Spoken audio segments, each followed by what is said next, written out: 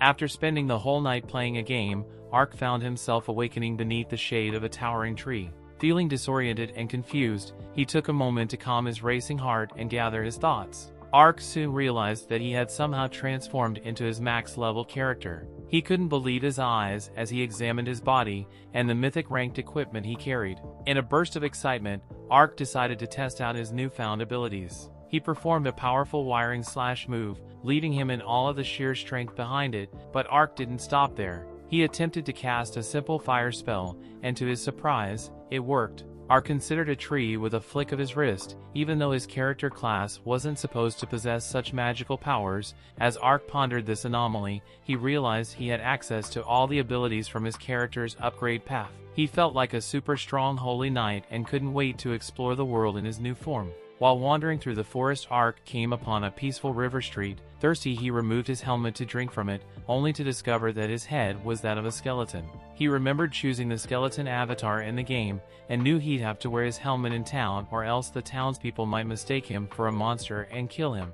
As Ark continued his journey out of the forest, he stumbled upon a group of bandits surrounding a carriage. The bandits had already slain the guards and were now threatening a noble lady and her maid. Ark knew this was different from battling beasts and monsters in the game, but his strong sense of justice couldn't force him to stand idly by. With a swift and powerful wyvern slash, he defeated the bandits and saved the two ladies. Ark concocted a story about being a cursed knight on a quest to find a cure for his skeletal condition while the ladies stepped away to freshen up. Ark used his fire spell to cremate the bandits, yet he felt no guilt for killing people. His undead trait made him impossible to feel remorse. He then gathered the bandits' belongings and used their horses to carry everything.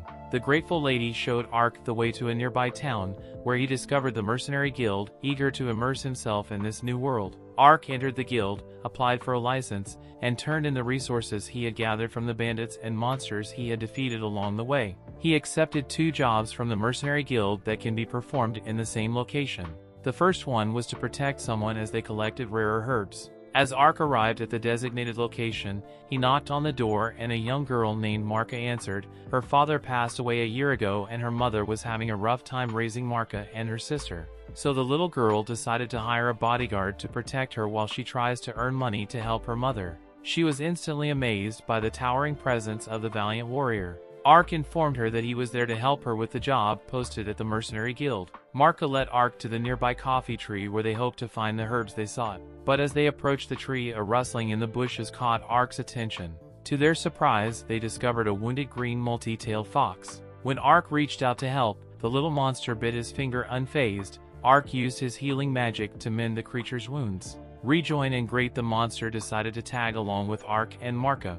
Marka suggested that Ark give their new companion a name, and after some thoughts, he decided on Panta. What Ark didn't know is that this little fox is a legendary spirit animal. The trio finally arrived at the Kabuli tree, which was adorned with beautiful blossoms. As Marka neared the tree, the terrifying giant basilisk emerged from behind it. Ark noticed Panta's distress and realized that this fearsome beast must have injured her. Ark acted swiftly, pulling Marka out of harm's way just as the basilisk tried to stomp on her. He then evaded the creature's deadly poison fog breath attacks. As Ark analyzed the basilisk's moves, and he definitely defended against its paralyzing claws and whip-like tongue. Summoning his holy shield of Tutates, Ark protected himself and his companions from a petrification attack. With a burst of courage, he unleashed his mighty judgment skill, slicing the monstrous basilisk in half and defeating it. He is once again surprised at just how much damage he is capable of doing. Marka is extremely impressed and says that everyone in town will want to celebrate our spectacular victory. Of course, he would like to avoid any kind of attention at all, so he has Marka to keep his victory over the monster a secret, and she agrees. Ark then notices a ring around the monster's leg. It disappears before he can examine it. Later, the two arrive back at the village, and Ark gives the villagers a boar as a gift. Marka's mother arrives and hugs her daughter. Ark apologizes for not stopping her daughter and requests that Marka not be scolded, as he has never seen a child who cares more for her mother. She then hugs her daughter again and thanks Ark. The hunters asked if they had seen a ferocious monster on their quest, but of course he lies and says they didn't. They all say their goodbyes and Ark leaves with his new pet. Elsewhere, we see warriors in a fierce battle against the similar monster. After the monster is slain, the leader of the group is briefed on the many casualties that they suffered, including 15 deaths and 38 injured soldiers. It is also brought to his attention that there had been an identical monster that was killed. They go to the corpse left the ark and are amazed to see that it had been slain by a single blow. They are more impressed to find that the blow had been delivered by a single person. They have no clue who could have done such a thing by themselves, but believe that the person must be a god, or perhaps even the devil himself. Back at home, we see Ark talk to Panta. He would still like to keep a low profile, but has the urge to eventually try a more challenging quest. A few days later in a cave, we see a group of bandits run away from Ark as he has just decimated their entire group. He finishes off the bandits and thinks to himself how happy he is to be completing casual quests to cover his daily expenses. He finds stash of gold and takes some loot, but also sees a couple cages and thinks nothing of it. Elsewhere, it is revealed that the attack on Lauren was actually a failed assassination ordered by Lord Diento. Diento is shocked to hear that the plan is foiled due to a single mercenary. It is also revealed that Diento was the one that ordered the monsters to be sent out to the land under the control of Lauren's family. Diento has an allegiance with the Prince of the East named Dakars, and Lauren's family has the backing of the Western Empire's Prince sect. It seems Diento was attempting to destabilize the kingdom in readiness for a war. However, what is most important to Diento is ensuring that his illegal slave operation goes smoothly. Back at the cave, Ark was attacked by a woman. She attacks him with such speed he is unable to tell if she is a leftover bandit or not. He catches a glimpse of her face and recognizes her as the elf he had seen before. The girl demands that Ark return the children he has taken, but he has no clue what she is talking about. He tries to explain that she is mistaken, but she is not convinced and goes in for a powerful strike. However, she stops as she notices Panta. She recognizes her as a spirit creature and says that they are typically very cautious creatures that don't usually take a liking to elves or humans. Ark says that Panta has followed him since the day he helped heal her. She takes this as a sign of him being honorable and apologizes for her attack. She informs him that she is going after bandits that have been hunting elves. He thinks back to the cages he had seen earlier. He wonders why they would be haunted, and she let him know that elves fetch a high price on the slave market. He offers to help in any way he can, but she refuses, stating that it is a matter for elves to deal with and she would never request help of a human. She leaves, but Ark is not discouraged in the slightest, claiming it to be one of those event quests, where you help out a beautiful elf girl. The next day he is informed by the guild clerk of the part of the forest elves reside, and he sets out to find the girl. He stumbles upon a group of bandits as they chase down a young elf. We then see that the leader of the group is Diento's son, Eudoran. He torments the girl and has her put in the cart with the others that are intended to be sold off. Eudoran continues harassing the girls, and Ark can no longer stand by watching. Just as he is about to jump into action, the elf from the night before arrives and demands they release their captors. The bandits see the value in her and want to capture her as well. The bandits have no chance that the girl slices through them with ease. Eudoran is desperate to stop her, so he threatens to harm the young girls. His plan works, and they begin to harass the warrior elf. Just as she begins to lose all hope, Ark instantly teleports behind Eudoran. He knows that he promised to not interfere with the matters of the elves, but says he is here to help. The two work together and defeat the bandits. The elf warrior still tries to refuse his help, but proves himself valuable by releasing the girls from the cage. She then notices that the girls have necklaces that steal their mana, and she is not able to remove them here. However, the girls amazed to see that Ark is able to use powerful spells to both remove the necklaces and heal their wounds. She then sends a message with a bird to have the girls be picked up by her comrades. They prepare to part ways, and the young girls were sad to be leaving Ark. However, he assures them that if they are ever in trouble, he will run to their aid. The warrior elf finds out to be very strange since she has only ever heard of barbaric and dangerous humans. She's also very impressed with his skillful use of abilities and questions just who exactly he is. He introduces himself as no one of importance, simply a traveling mercenary named Ark and a traveling companion, Panta. She finally introduces herself as the elf warrior Ariane and thanks Ark for his assistance. A bird messenger arrives and tells Ariane to return immediately as her group intends to rescue more of the slaves. Ariane then reconfirms that Ark is a mercenary and asked if she could hire him immediately. The story continues as we see Ark express his concerns for what Ariane's comrades might think of receiving help from an outsider. Ariane says that it won't matter. She can tell Ark has no prejudice against the elves and he is the first human she has ever trusted. Ark agrees to the job and he teleports him to a river near the destination.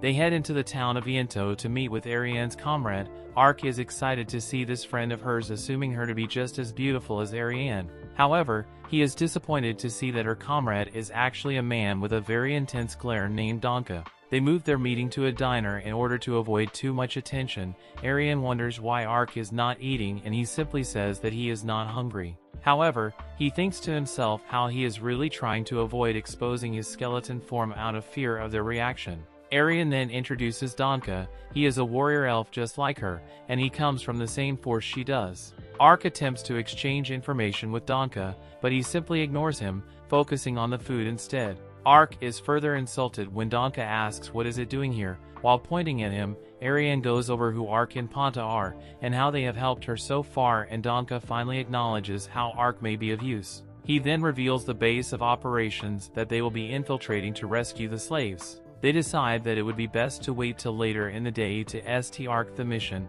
and Ark says that he will use that time to take care of urgent business. After Ark leaves, Donka says he is surprised to see Ariane trust an outsider. She says that if not for Ark, she definitely would have been captured and believes she is a failure as a warrior, especially when compared to her sister Evine. He questions if it can be trusted once more, and Ariane tells him not to worry. Nearby we find the Ark's urgent business is actually going to buy several dishes and eating with no one but Panta around to see. Elsewhere, we get a glimpse of the dire conditions that the elf slaves are kept in. They believe that someone will come to rescue them, but are only mocked. Later, the trio begin their mission as we see that someone is watching them. Ark's surprised to hear Ariane express her plan to eliminate any enemy she encounters. She recommends that they move further away so that Ark can use his teleportation spell without the light being seen. However, he says that won't be necessary and uses his short-range teleportation on the three of them instead, which impresses the elves thanks to her curvaceous figure. Ariane has difficulty sneaking in through a window after squeezing through. She is annoyed to see the Ark just teleports in, but he says she need not worry as they looked away from her embarrassing moment. They make their way through the building to discover that two men have recently been killed, indicating that someone had just broken in before them. They decided to split up in order to investigate further. Ark finds more bodies and is attacked by the other intruder. However, the intruder's attacks prove to be powerless against him. Ark is delighted to see that his opponent is not only a ninja, but a furry ninja. The ninja sees Panta and apologizes for attacking, saying their befriending a spirit creature proves Ark is not malicious. Then it just says that they couldn't find what they were looking for, but gives Ark some useful items that will help them in their quest to free the elves. Before leaving, the ninja reveals that there are two more elves being held captive in the Lord's Manor. Ark then expresses his appreciation for having met Panta. Ariane looks at the documents and discovers that there are health purchasing contracts that prove Lord Diento is involved with the slave trading. Ariane asked how he got all this information, but Ark doesn't want to complicate things by telling them about the furry ninja. So he lies and says he interrogated one of the villains. The three of them fight their way to the basement, to imprison those. They are terrified when they see Ark bend the prison bars with his bare hands, but Ariane assures them that he is an ally. Ark then teleports everyone outside and removes the cursed necklaces from the elves. Donka grows even more amazed by Ark's skillful ability use and begins to wonder just who he really is. He then decides to take the elves home while entrusting the rescue of the rest of the slaves to Ark and Ariane. As they prepare to teleport, Ark notices her looking at him with admiration, but she says it's nothing. One of the girls is concerned for them growing alone, but Donka says to not worry since they will be able to sneak in with ease. They then watch in shock as Ark and Ariane cause part of the building to erupt. In the castle, we watch as Diento torments the two elves while forcing his son to watch his punishment for failing him. Ark's plans to sneak in quietly fails instantly as they are spotted by two guards. After running away, they manage to hide in plain sight thanks to Ark's armor. Diento has warned of intruders just as Ark and Ariane make their heroic entrance. Ariane greets Diento with a kick, and Ark intimidates Eudoran, unintentionally revealing a hidden room. Ark tries to tell Ariane of his discovery, but changes his mind when he realizes he is interrupting her work. Diento tries to intimidate her into stopping, and Ark wonders if she is going too far. However, Ariane says that he had broken the treaty first and must now pay. She then listed two elves have their turn, and we listen as they make him pay dearly. Ark leaves the rest of the fight to Ariane as he has more urgent matters to attend to. The two elves leave and Ariane finds Ark with Ponta happily collecting bars of gold. She questions what he is doing, and he says that he has thought of a brilliant plan. He explains that by taking their gold, the abduction syndicate won't have the funds to rebuild their organization. She's impressed, and he can't believe she actually believed them. As they leave, they notice explosions elsewhere in the castle. Ariane explains that northern elves would be there, and Ark thinks to himself that it must be the furry ninja. After getting to safety, Ariane gives him his relatively humble reward for fulfilling his contract. Ark explains that he has not yet decided on what he will do next, and she requests for him to go to the Elflands to continue helping her rescue elves from slavery. Ark continues to display his love of fantasy after hearing about the land of elves. His only concern is if the elves would welcome an outsider, and she explains that they must first get permission from an elder. However, she reveals that at the very least, Ark must remove his helmet in the presence of the elder. Ark reveals that he fears she may turn on him if you were ever to see his face, but Ariane says she never do so. He shows his skull and tells her that he doesn't know how it happened and believes it to be a curse, thinking to himself how she wouldn't believe if he told her how he is actually his character from a video game. She then explains that since he has already done so much to help her, she will guarantee that his secret will be safe among the elves. Furthermore, she believes that the elder may have some information on how to lift the curse. They agree to travel together as Ark thinks to himself how hard it is to embark on a journey to lift the curse he made up as part of his character's background. Later at the Kingdom of Rodan, we see King Carlin and his son Sect and Ducarez and daughter Uriarna discuss the recent incident involving the Indiento. Sect says that he heard it was the elves, and he believes that it would make sense considering rumors that Diento had been involved in elf slave trade, which violates the human-elf treaty. Ducarez is critical of his brother's suggestion, which prompts Sect to question why he would stand up for Diento. The king stops arguing and asks his daughter for her thoughts. Uriarna believes they should ascertain the truth quickly and arrange to speak with the elves. The king agrees and asks his daughter to make arrangements to meet with them. Their meeting is adjourned, although it is clear both princes have their own agendas. In the woods, we see that Ark and Ariane have taken a break on their journey. Ariana informs Ark that they are 2 nights away from reaching their destination whenever stomach begins to grow. Ark leaves in search of some food and Ariane fights the urge to touch Ponta as she does not want to wake her. Ark returns to find the Ariane and Punter having a bonding moment. They decided to prepare their meal and Ark confirms Ponta that he will also be partaking in the fuzziness later. Later we see that they have finally arrived to the elf settlement of Lalatoya. The gates of the elf village opens at Ariane's request, and Ark can't help but have a fantasy overload. She asks that he wait as she goes to get permission to meet with the elder and Ark does. After much time passes, Ariane returns and they make their way to meet the elder. The elder introduces himself as Ariane Father Dylan and her mother Glenys. Ark is shocked to hear that they are actually her parents, and even more shocked when her mother says she is 179 years old. Dylan thanks Ark on the behalf of all elves for his assistance, but then expresses his displeasure for his daughter attacking a feudal lord's palace.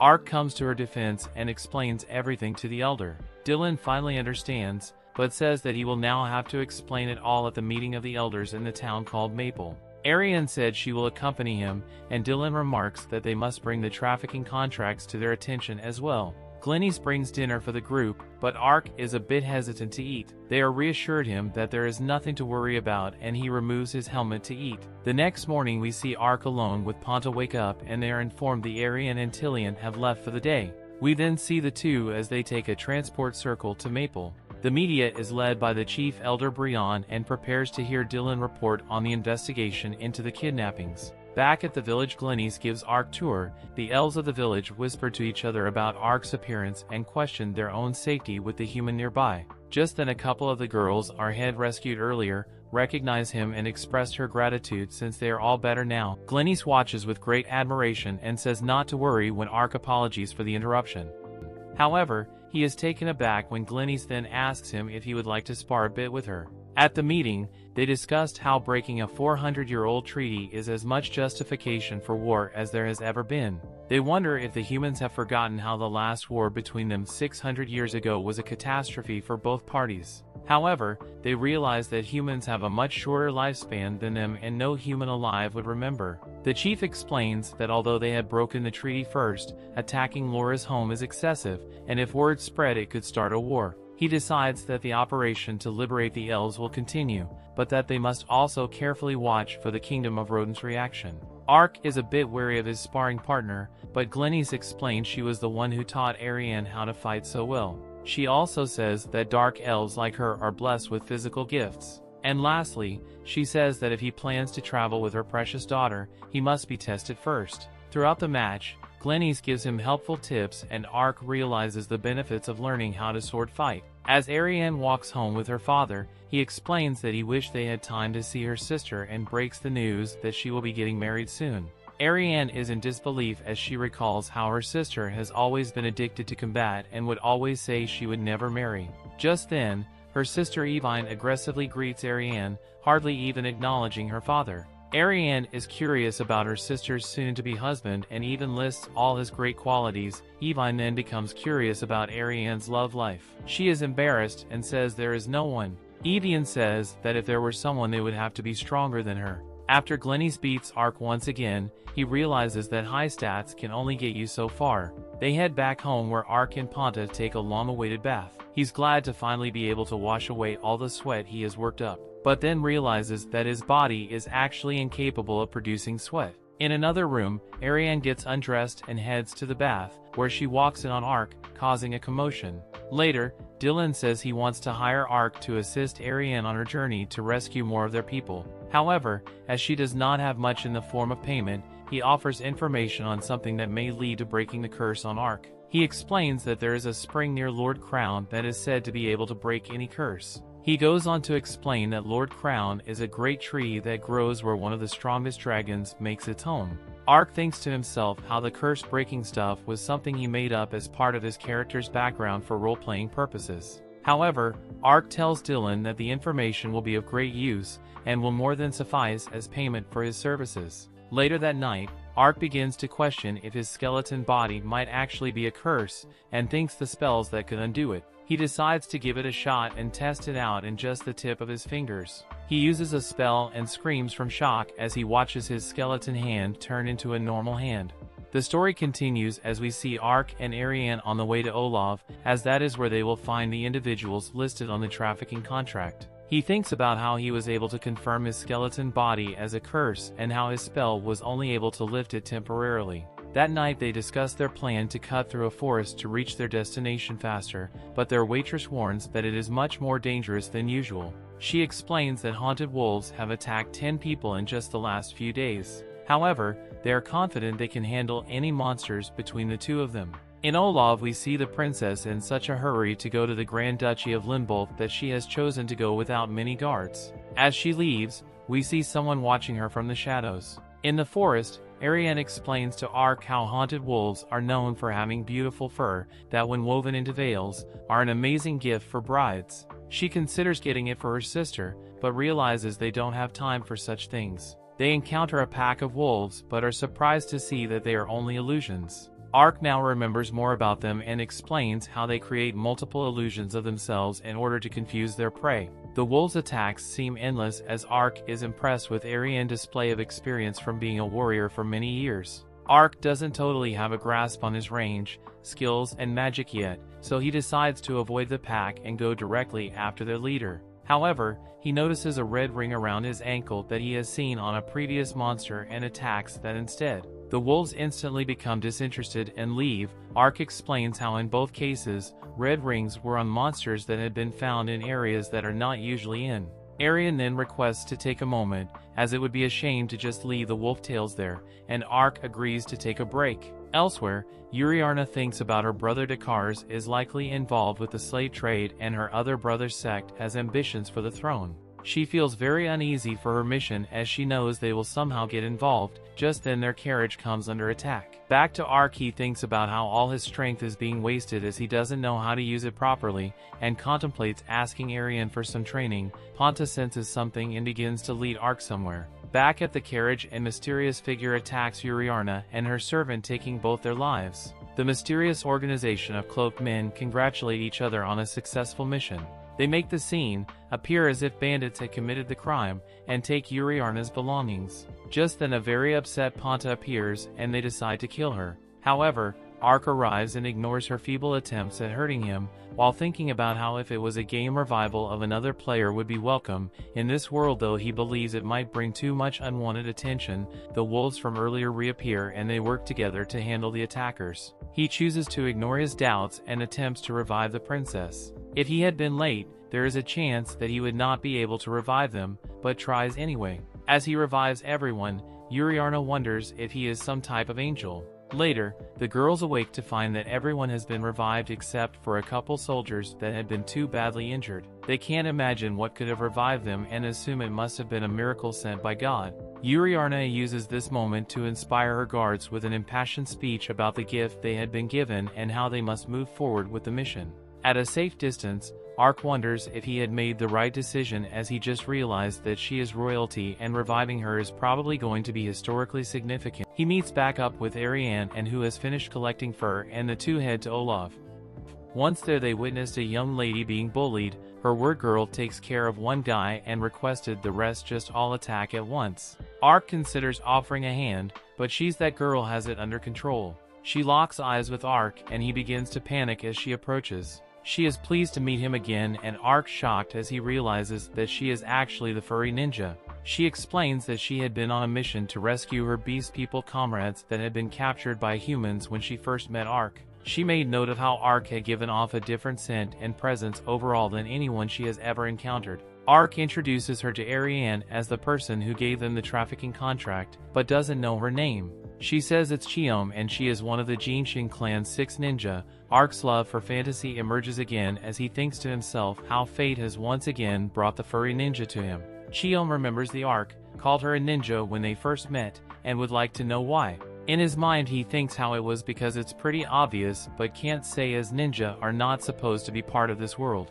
He pretends it's because some spies, just like her, call themselves that. She explains that it is a secret name that her clan has given themselves, and that must mean Ark comes from the same country as their founder. He would like to meet the founder, but she says he is not around anymore and was alive 600 years ago. Ark thinks to himself that another Japanese guy must have found himself in this world 600 years ago. Chiom then asks the Ark helper in freeing her beast people comrades. She offers intel on the whereabouts of elf slaves in return, but he says he is currently under contract with Ariane. Ark asks if it would be okay, and Ariane can't help but recognize their similarities. The two of them both agree to help her out. Back at the castle, it is revealed that Dekars was the one controlling the wolves and is upset to hear that his sister Yuriarna may still be alive. He wants to stop her from reaching the negotiation with the elves and wants to find out who ruined his plan. Dekars wonders if whoever did it will be coming after him, and his general request that he go to a safe house he has prepared. Back in the forest, Chiom mentions that her clan's founder's name was Hanzo, and this confirms Ark's assumption that he must have been from Japan. Jealousy overtakes him as he thinks how Hanzo appeared in this world alone, creating a ninja clan and having his legend still known 6 centuries later.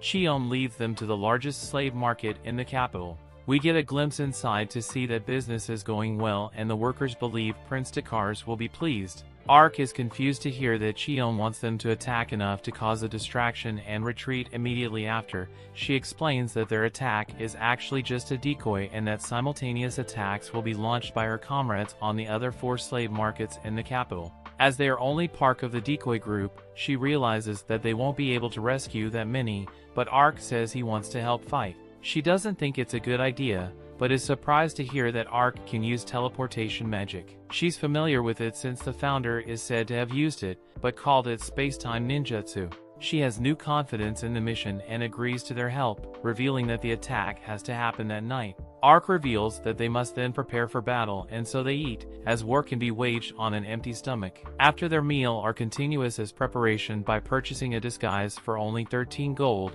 but Ariane says it's creepy and he must have been swindled. He says that is not so, as the price reflects its impressive cultural significance, but is stunned when he gets no backup from Ponta. Chiom arrives with another member of the Jinshin 6 Gomen, who stares at Ark until they begin to fight. Their fight would turn into mutual admiration as they seem to feel some kind of kinship. The plan is for Chiom and Ariane to strike from the rear while Ark and Gomen conduct a frontal attack. The guys handle many of the guards, but reinforcements continue to flood in. Ark knows that his role is to create a distraction, so he decides to use some flashy magic without restraint, running Gomen to not get caught in its wake. His idea works as the guards begin to call for more reinforcements. Ark decides to collusive Amore, but it seems as though the pair's magic and ninjutsu have a cumulative effect, causing more damage than anticipated. Ariane notices from a distance and feels that a certain cocky skeleton must have just gotten an unscripted burial. Elsewhere we see as Dakars is informed of the attack on all the slave markets, and he decides to send even more reinforcements. Thanks to Ark's distraction, Ariane and Chiom are able to infiltrate the rear easily. When Ponta spots a couple guards, she only takes care of them, and Ariane is impressed to see her ninjutsu for the first time. They continue to fight their way to the lower level where they are finally able to release the slaves. Outside, Ark merges from the rubble and is glad to see that Gomen is also fine, as he has turned his body into metal. Ariane and Chiom arrive to reveal that they have gathered most of the beast people in the hall, but have yet to free those in the furthest building. Gomen stays behind to handle the reinforcements as others go on to complete the mission.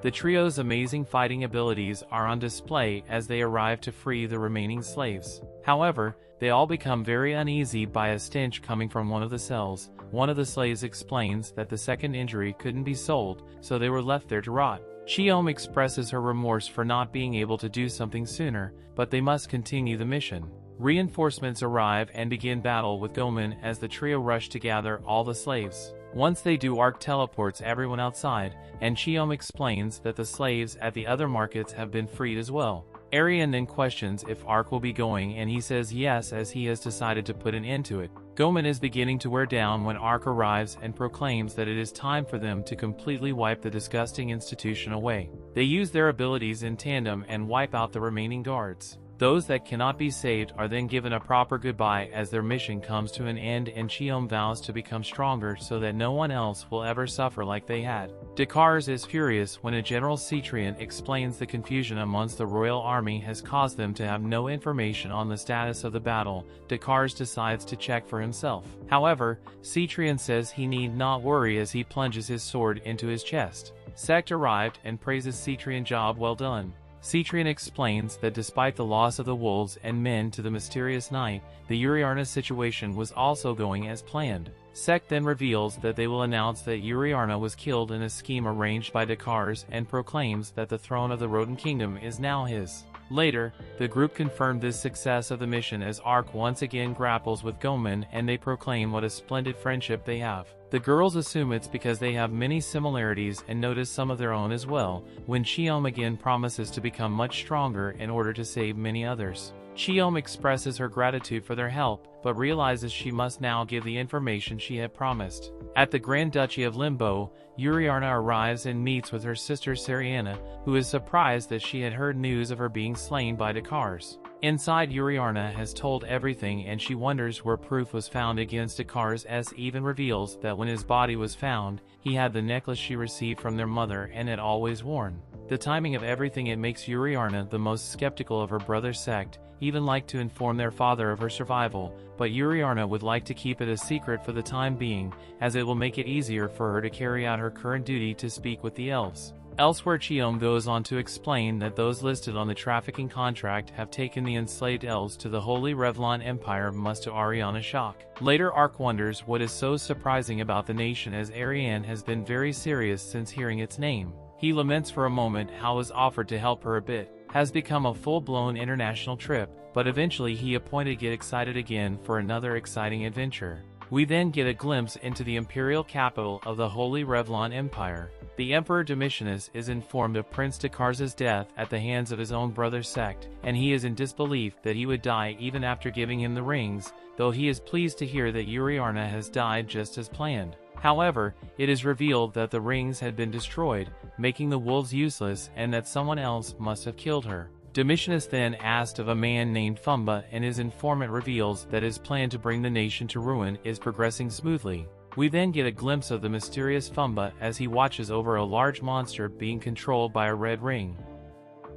The story continues while walking across a barren wasteland. Ark and his team witnessed a flock of sand wyverns. As Ark expresses his excitement, Ariane reveals that because of the wyverns, the Whispering Fowl is afraid to carry the message to Donka. Jumping on the opportunity, Ark rushes to slay the monsters. Utilizing a lightning spell, Ark not only destroys the wyverns, but also accidentally sends a shot down the spines of his comrades. Meanwhile, unbeknownst to them, someone secretly observes them from the shadows. Once the group reaches town, Ark apologizes for his actions. Accepting his apology, Ariane informs Ark about the routes that will take them to the Revlon Empire. Noticing Ariane's stern face, Ark finally decides to ask her about it. His dismay, Ariane reveals that while in Rodin Kingdom, El slavery is banned, but in Revlon Kingdom, circumstances are a bit different, as they openly engage in El slavery.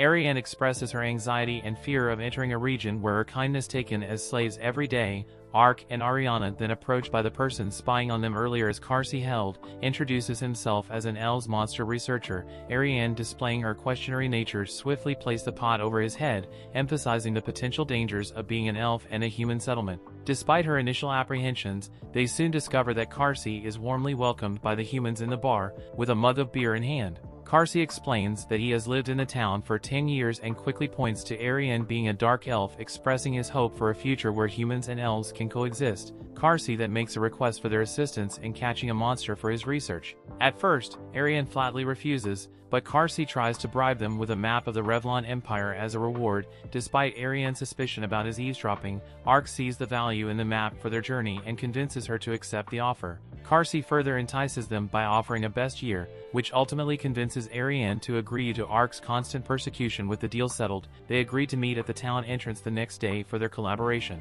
After paying for their accommodations, Ark and Ariane are generously rewarded by the innkeeper with a whole barrel of alcohol. In their room, Ariane rants about Karsi's vision of elves and humans coexisting while sipping on the alcohol. As the night progresses, Ariane gets drunk and wreaks havoc upon Ark and the furniture. The next morning, the hangover, she mistakes Ark for skeleton in her room.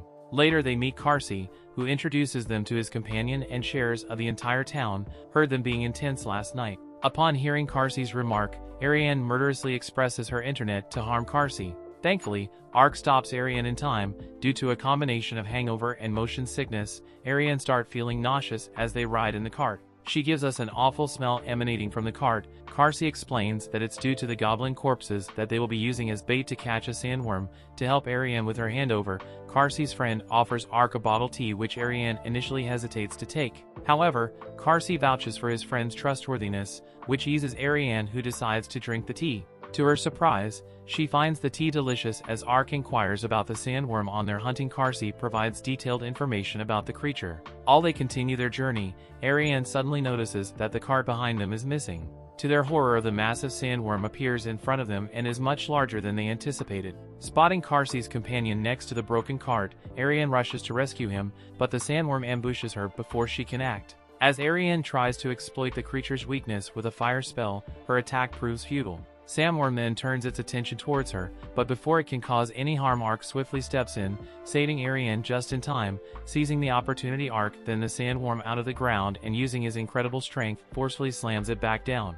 As a result, the sandworm loses the battle. Once the ring attached to the sandworm vanishes, Ark delivers the monster Karsi is promised. After receiving their reward, Ariane curiously inquires why Karsi amongst humans. A bit taken aback by the question, Karsi admits that he has grown to love them. He shares his difficult upbringing in the village where he was raised and his initial unfavorable impression of the humans. However, over time his perception changed, making him see the potential for humans and elves to coexist. Despite Karsi's optimistic dream, Ariane remains skeptical about his possibility. Karsi then brings up Lambert Town, a port and Rodin ruled by a human named Petros du Lambert and his elf wife Toriasa. Hearing the surprises Ariane, and she initially doubts the authenticity of their marriage, suspecting coercion from Petro's side. But Karsi reassured her that it wasn't the case. In fact, Petros and rescued Toriasa from slavery, and their feelings for each other led to their marriage. Since then, they both aim to foster better relationships between elves and humans. After the conversation, Ark and Ariane continue their journey, contemplating the possibility of coexistence between the races and the depths of a secret hideout in Revlon. An unnamed man questions a man named Fumba whether he's responsible for the missing people report. Ignoring a man's concerns, Fumba proudly reveals the monstrous creature he has been harboring to demonstrate his ferocity.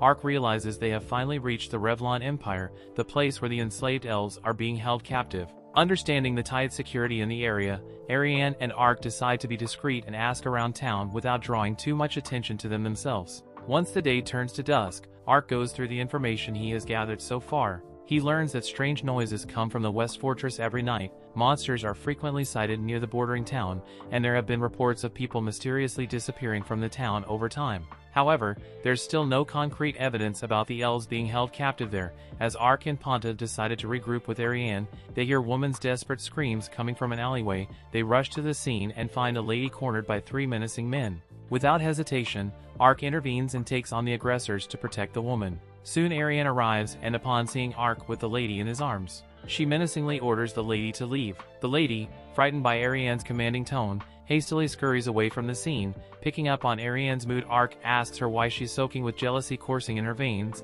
Ariane loudly states that she's not soaking. In his fortress, Fumba, that is informed about the 3 men's failure to capture food for the beasts, and raised by their incompetence, he feeds them to his white tiger monster as a brutal punishment. Outside the fortress, Ark and the group continue their journey towards the stronghold. Ark once again points at Ariane's annoyed state, which makes her taunt Ark for having the lady in the alleyway. With that, she disappears, leaving Ark confused. Once Ark and Ariane make their way inside the fortress, Ariane discovers a concealed stairway. As they descend down the stairs, a strong pungent smell of beasts fills the air, indicating that something ominous lies ahead. At the bottom of the stairs, the 2 guards standing by the solid iron gate are swiftly taken care of, but Ariane struggles to open it out, gives it a try and easily opens it, which frustrates Ariane. Beyond the gates, they find rows of jail cells emitting a strong stench, and Ariane nemesis scattered bits of animal fur on the ground. Ponta then discovers another iron gate, which Ark opens, leading them to a vast underground space with numerous pillars. Just as they explore the area, Fumba arrives, investigating what alerted his monsters. He spots Ariane and, finding her attractive, orders her to be his and deal with Ark. Suddenly Ariane appears to be possessed and attacks Ark. Realizing that Ariane is a dark elf, Fumba begins to enjoy himself more. He commands Ariane to finish off Ark swiftly in an attempt to break the control over Ariane. Ark uses Uncursed on her, but to his dismay, nothing seems to work on Ariane. In her dreamlike state, Ariane is visited by Even, who calls her weak and asks her to train harder. Meanwhile, Ark finally realizes that Ariane is being controlled by something other than a sinister spell, employs Ponta to catch the culprit. Stephen Ponta appears back with an imp, knowing that the inputs feeding Ariane false images. Ark slays the monster, witnessing Ark's knowledge on the subject. Fumba reveals himself as a beast tamer and calls his beast to fight Ark. Before battling with the monsters, Ark asked about the elves. Fumba callously reveals that half of the elves were used as an experiment by the Empire and the other half were used by him. Anger takes over Ark as he begins to annihilate from this beasts. Just when a monster is about to injure Ariane, she and her band of ninjas save the day. With the monsters dealt with, the building begins to crumble. Fumba seeks this opportunity to escape, while Ark uses his dimension magic to teleport Ariane and Chiom outside. As the smoke clears, Ark's gaze falls upon the formidable Hydro looming in the distance. Kyoma informs him of the creature's destructive capabilities, known to bring countries to ruin. She expresses disbelief that someone like Fumba could be controlling such a powerful beast. In his flashback, Fumba gets rejected by his clan's elders as they deem him weak for seeking superficial powers. He later appears before King Domitianus and Lord Chancellor Velmors without questioning his status. The mission as appoints Fumba and asks him to serve the country. In the present, Fumba orders the Hydra to attack Kasek and feast upon its civilians. Meanwhile, Ark and Chiom manage to escape the Hydra's attack because of Ark's shield magic. Ariane, in a state of rage, reveals that she heard everything that came out of Fumba's mouth, including the fates of the elves. In the Holy East Revlon Empire, Velmors provides Emperor Domitianus with an update on the Destroyer of Nations, and the Rings of Submission analyzed from Fumba's sorcery are nearing completion. Relieved to hear the news, Domitianus plots to do something about Fumba. Meanwhile, as the Hydra approaches Kasich, the city guards ring the alarm, causing the head guard to order preparations for evacuation. Ark catches up to the Hydra and uses his Weber and Slash to draw his attention. He follows up with a shield bash and armor lariat in an attempt to face the formidable creature. When all these attacks fail, or teleports to a safer distance and summons Ifrit to face the Hydra. Meanwhile, Ariane, Chiom and Ponta confront Fumba as Ariane calls the beast tamer weak. Fumba recalls his bitter experiences with others, making him attack Ariane. This time, however, Ariane easily sees through Fumba's tactics. Chiom jumps in by destroying the ruin that from the uses to control the Hydra. In the end, Ariane exacts her revenge by slaying Fumba while Ifrit finishes off the Hydra. With the battle over, Ariane learns from the Fowl that Princess Uriarna and Elder Fangas have settled the dispute between humans and elves. Uriarna promises to protect the elves of the Revlon Kingdom ever strikes as the two parties shake upon the new treaty. Ariane invoices out how things around her began to change since Ark's arrival. Hearing this, Ark nervously laughs and calls her imagination. That brings the season to an end.